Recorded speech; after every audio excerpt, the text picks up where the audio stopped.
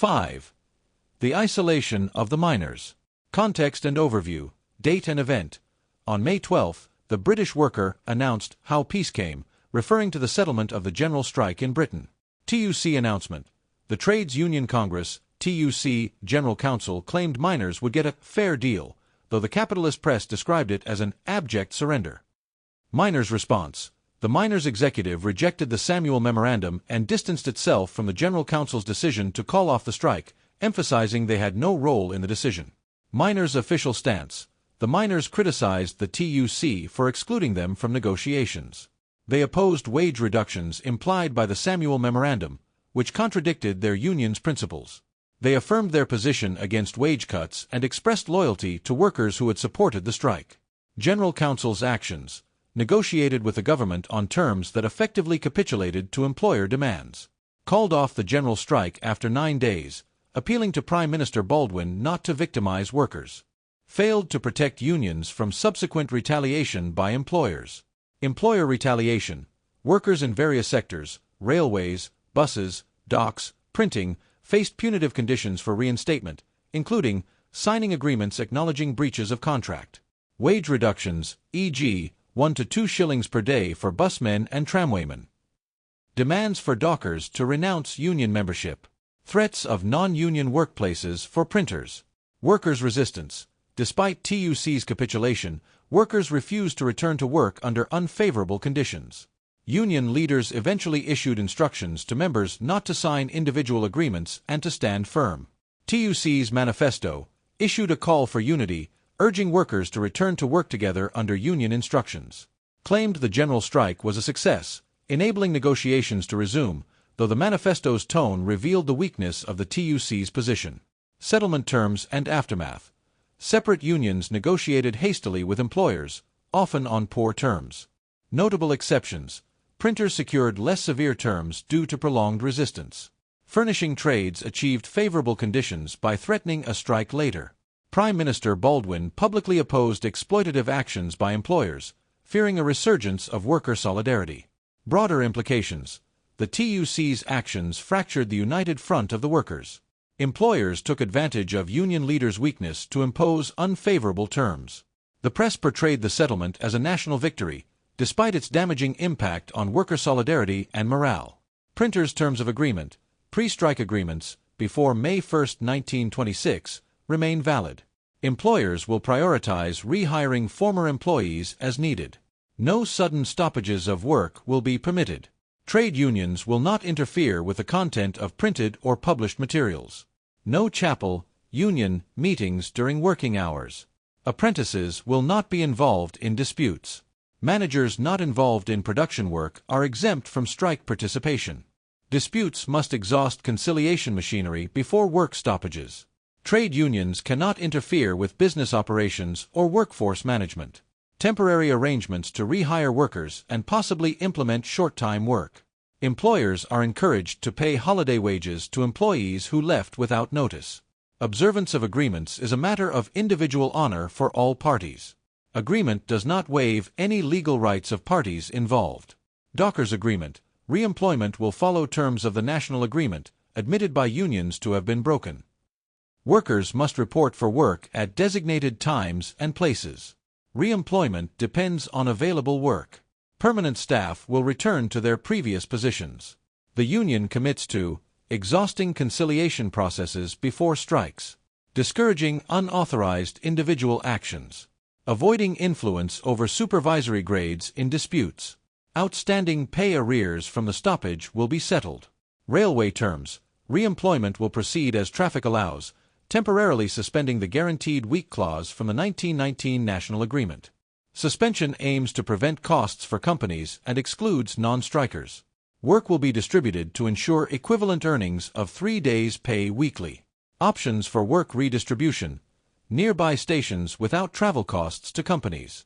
Transfers to other stations at workers' expense. Weekly rotation ensures at least 3 days' work for part of the workforce if overall work is insufficient. Work distribution will aim to equalize earnings within each grade. Age or seniority will not influence work distribution. Reemployed workers entitled to holiday pay will have leave scheduled during the suspension period. Unemployed workers not immediately re-employed will be placed on waiting lists with travel privileges unless they secure other jobs with equivalent pay. Arrangements will remain until mutual agreement restores the guaranteed week. Unemployment insurance recipients are excluded if their participation affects non-insured employees. Existing agreements remain except for these temporary arrangements. Terms take effect after Whitsuntide.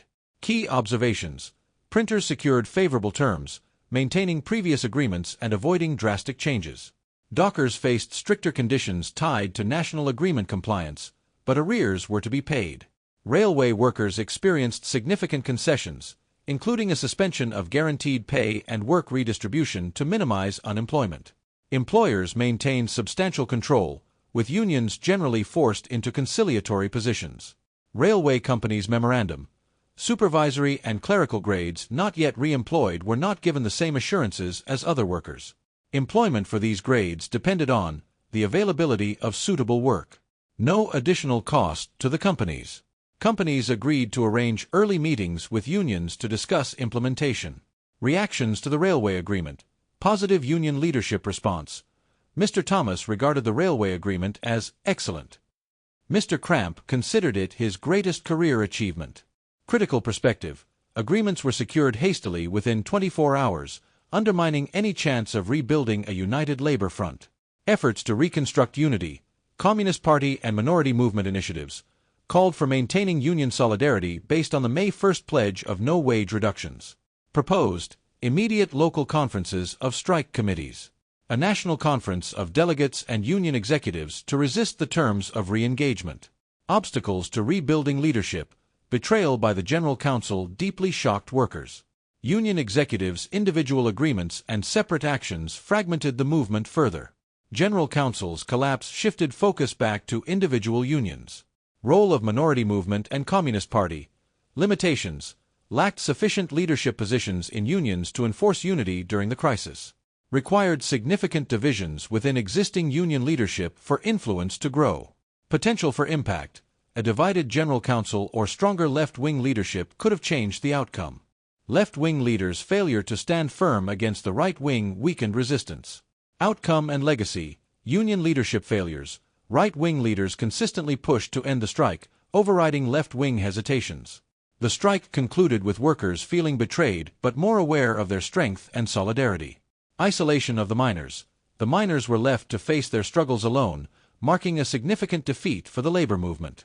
Key themes: the hastiness of agreements and lack of coordinated leadership weakened labor's position.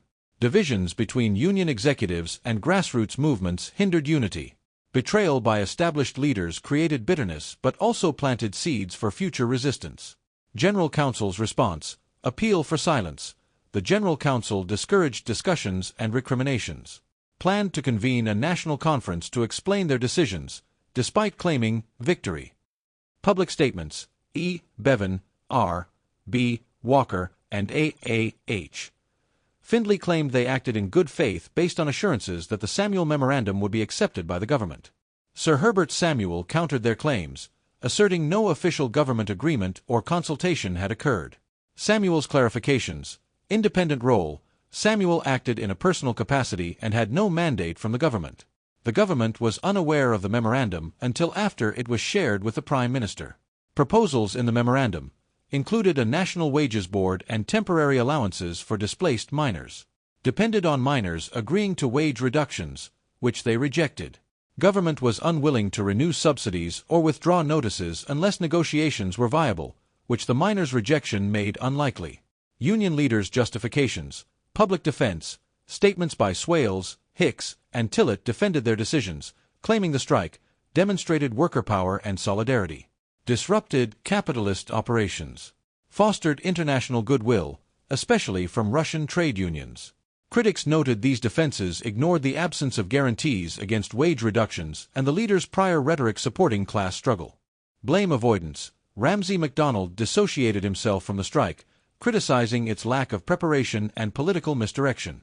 Other leaders, like Mr. Thomas, expressed opposition to the strike post facto, despite having supported it initially. Criticism of leadership. Failure to warn. Critics questioned why union leaders, including right and left-wing figures, did not raise concerns about the strike's risks or lack of preparation at the May 1 conference. Accusations of betrayal. Leaders were accused of facilitating the strike only to undermine it, aligning with government and employer interests to end it on unfavorable terms. Impact on workers. Victimization and hardship. Workers faced unemployment, hunger, and victimization for participating in the strike. Those who returned to work did so under threats of wage reductions and uncertain job security. Isolation of miners. The miners were left to fight alone, further eroding solidarity and weakening their bargaining power. Key themes: fragmentation, disunity among union leaders, and betrayal by the General Council left workers demoralized and divided. Leadership hypocrisy. Leaders' post-strike critiques revealed their failure to take decisive action during critical moments.